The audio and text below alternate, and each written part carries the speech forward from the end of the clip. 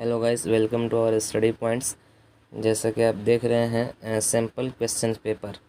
ये मैं बता दूं कि बीपीएससी 133 के लिए ये सैम्पल क्वेश्चन पेपर मैं लेकर के आया हूं, ठीक है। और एक ज़रूरी बात मैं बता दूं कि जैसे मेरा चैनल था स्टडी पॉइंट्स, उसमें मैंने आज न्यू लोगो लगा दिया है, ठीक है। तो आप उसे डिस्टर्ब ना हो, अब वही लोगो इस चैनल पे रहेगा।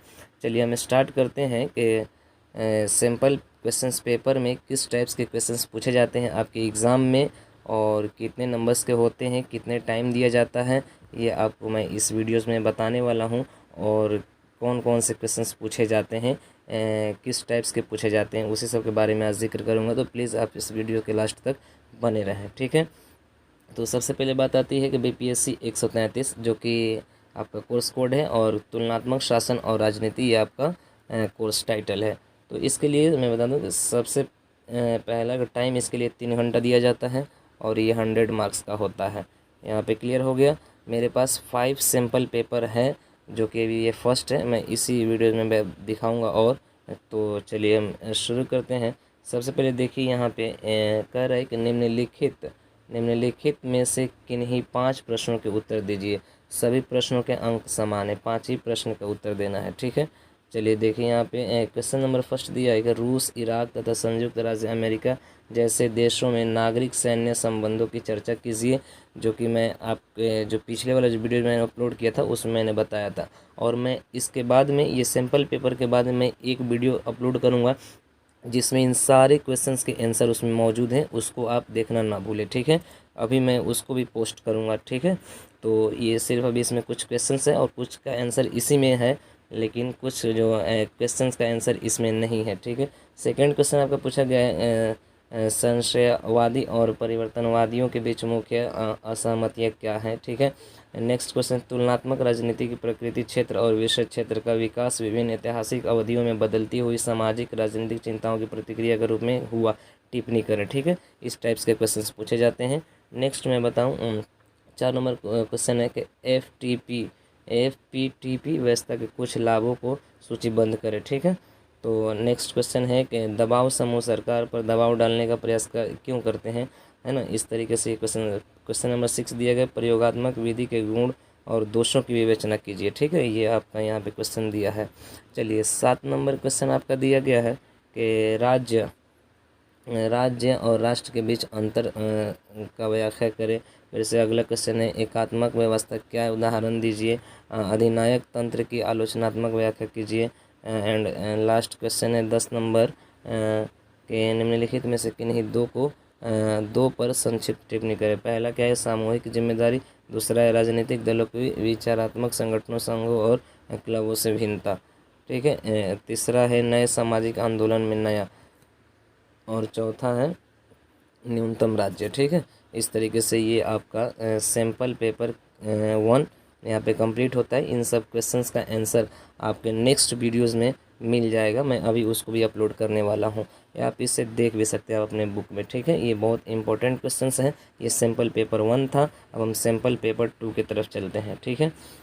सैम्पल पेपर 2 में सेम आप जानते हैं कि तुलनात्मक शासन और राजनीति ये आपका कोर्स टाइटल है।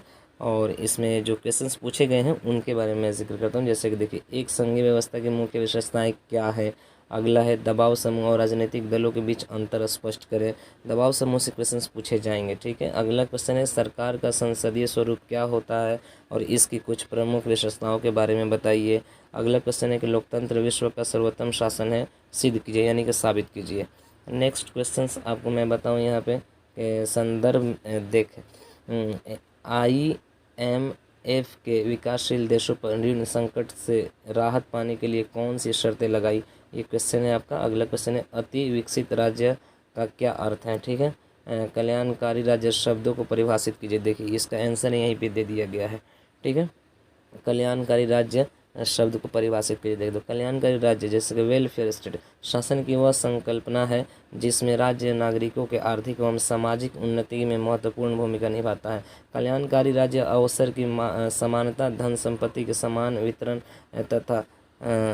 तथा जो लोग अच्छे जीवन की न्यूनतम आवश्यकताओं को स्वयं जुटा पाने पाने में असमर्थ हैं उनकी सहायता करने जैसे सिद्धांतों पर आधारित है।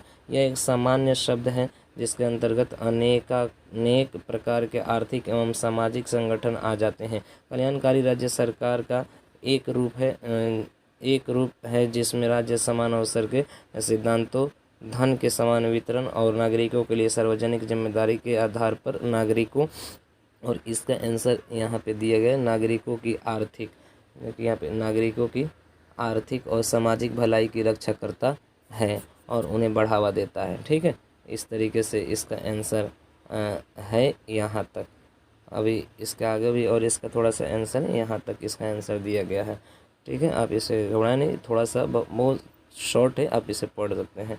और इसका आंसर भी इसमें पॉइंट वाइज करके दिया गया है यहाँ पे, जैसे कल्याणकारी राज्य की प्रमुख विशेषताएं क्या क्या हैं, अगर ये क्वेश्चन पूछ दिया जाए तो यहाँ पे इसका भी आंसर दिएगा। राज्य के कार्य क्षेत्र में वृद्धि, लोक राजनीतिक सुरक्षा का प्रबंध, है ना, इसके अंतर्गत में आता है प्रजातंत्रात्मक पद्धति, है ना, इस तरीके से आप और उसके बाद में आता है यहाँ पे नागरिक स्वतंत्रताएँ, है ना, और सामाजिक समानता की व्याख्या, अंतर्राष्ट्रीय सहयोग को बढ़ावा देना, ये उसी का आंसर है।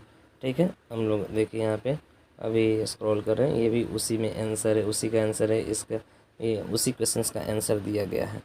ठीक है, ये भी उसी क्वेश्चन का आंसर दिया, उसमें पॉइंट जो दिया गया है विशेषताएं में, ये सब विशेषताएं हैं उसके। ठीक, यहाँ पे ये भी उसी का विशेषताएं हैं और ये भी उसी का विशेषताएं हैं।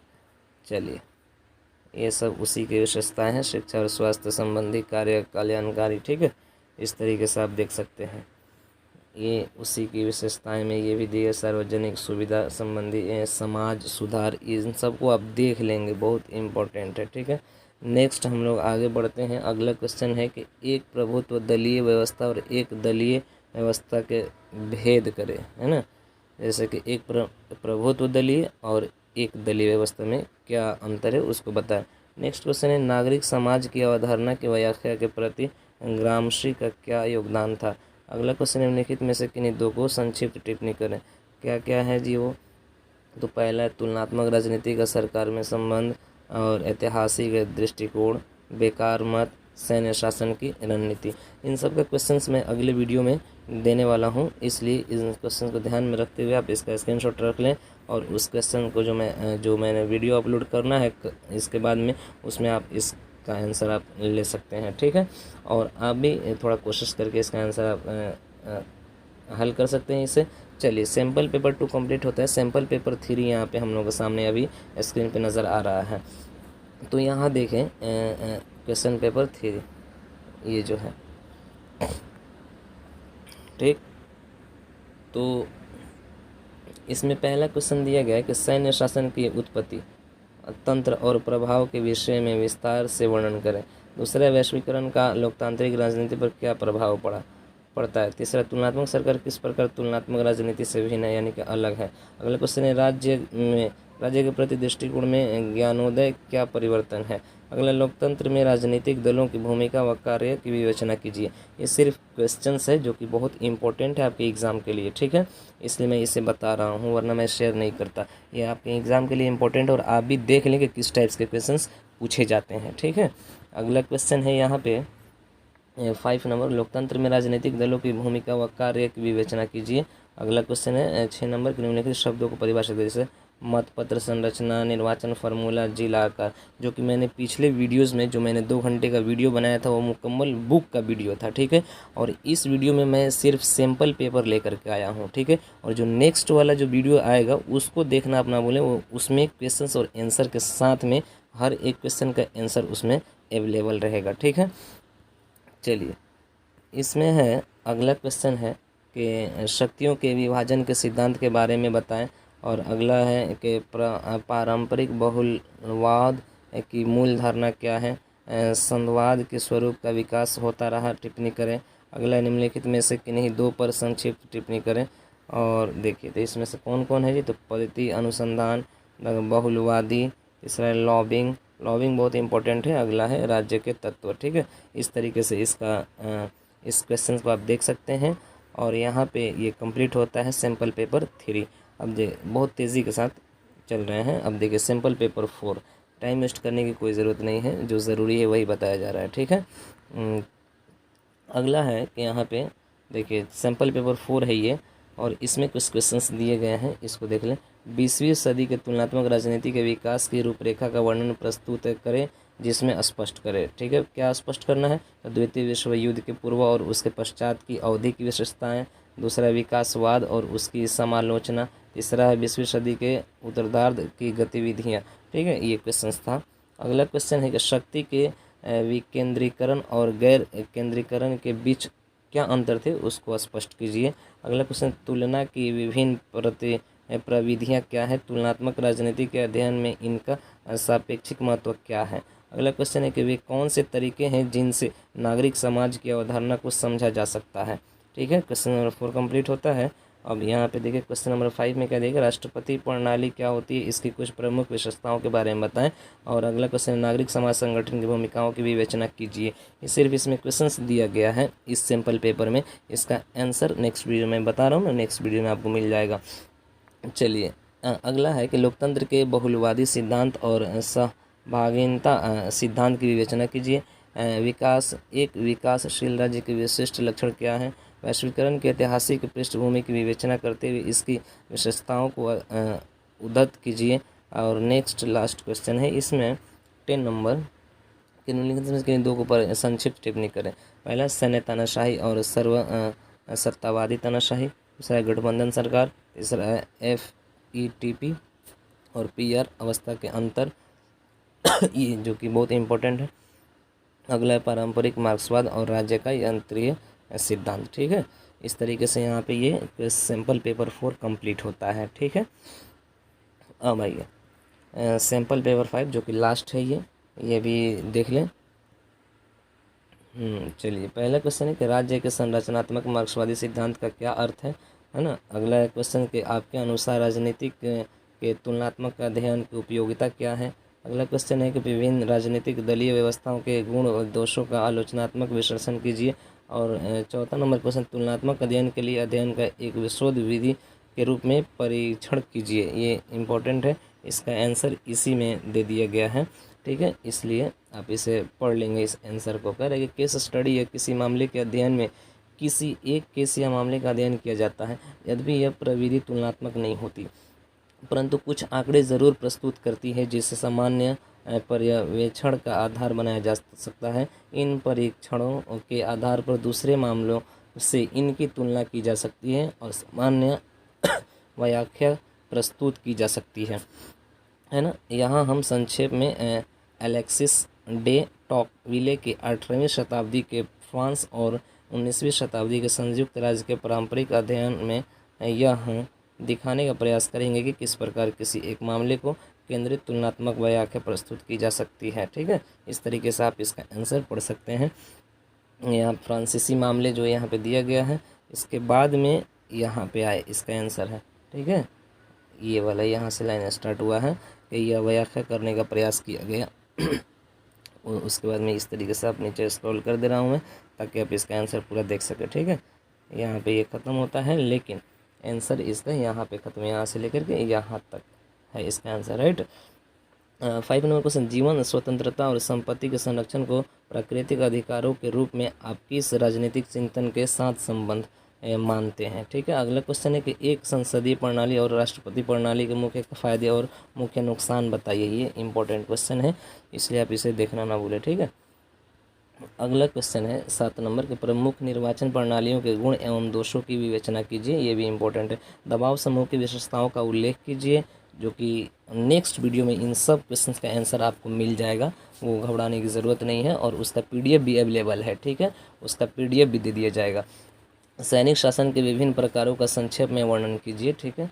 और उसके बाद में निम्नलिखित में से किन्हीं दो पर संक्षिप्त टिप्पणी कीजिए। पहला, विकासशील देशों की लोकतांत्रिक पद्धति की कठिनाइयाँ, जो कि इसका आंसर इसी में दे दिया गया। विकासशील देशों में लोकतांत्रिक प्रणाली का स्थापना का मार्ग आसान नहीं रहा। वहाँ पर जनता की भाषा साक्षरता, फिर उसके बाद में साक्षरता और औद्योगिक विकास, कबीलों और धार्मिक आधार पर विभाजन etc कई समस्याएं थी। एशिया और अफ्रीका के अधिकांश देशों ने लोकतंत्र को अपनाया, परंतु वहां पर शीघ्र ही अधिनायक तंत्र स्थापित हो गया। ठीक है। विकासशील देशों की लोकतांत्रिक पद्धतियों की एक अन्य मुख्य समस्या अल्प विकास की समस्या है। इस संदर्भ में पूर्वी और दक्षिणी पूर्वी एशिया के देशों का ध्यान मुख्य रूप से आर्थिक विकास पर है। ठीक है।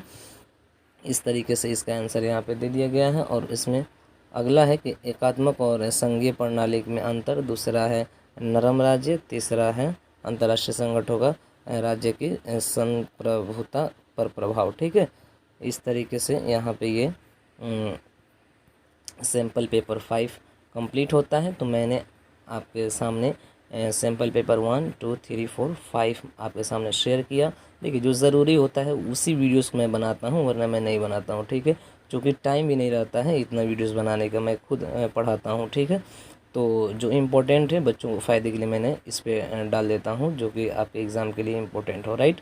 तो चलिए, यहाँ पे ये कंप्लीट हो गया वीडियोस। और इसके बाद वाला जो नेक्स्ट है वो वाला वीडियोस आप ना भूलिएगा देखना, क्योंकि इन जितना क्वेश्चंस मैंने इसमें पढ़ा उन इस सब का आंसर अगले वाले वीडियोस में दिया गया है। ठीक है। तब तक के लिए थैंक्स फॉर वाचिंग, और आप best of luck your exam. ठीक है। ओके।